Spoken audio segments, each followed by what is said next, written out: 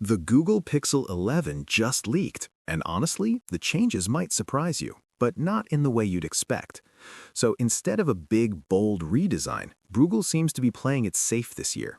At first glance, the Pixel 11 looks very similar to the Google Pixel 10, and that's because most of the design is actually unchanged. But if you look a little closer, there are two key differences that stand out. Let's start with the camera bar because this is probably the first thing you'll notice. This time, it's completely black across the entire module. On the Pixel 10, there was a mix of materials with a two-tone finish, especially around the flash area. Now, it's just one clean black strip. Some people will like this more minimal and uniform look, while others might feel it removes a bit of the Pixel's unique style. Either way, it's a noticeable shift. Now, the second change is where things get more interesting. The bezels are finally getting thinner, and this is a big deal.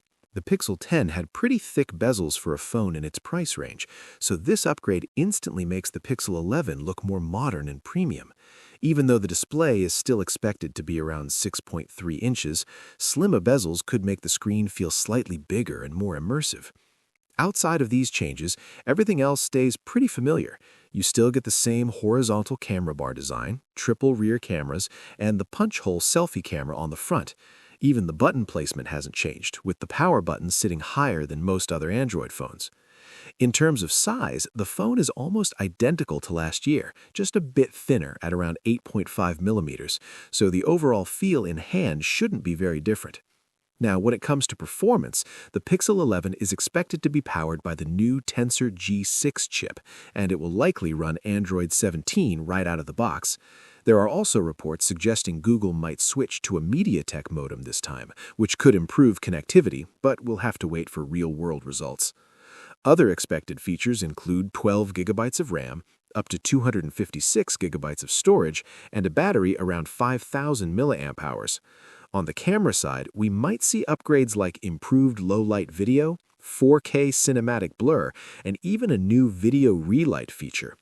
The launch is expected around August 2026, which lines up with Google's usual schedule.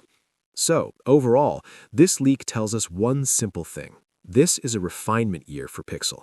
Google is improving the small things rather than changing everything.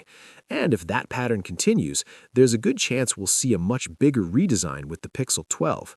Now, the real question is, do these small upgrades matter to you, or were you expecting something more dramatic?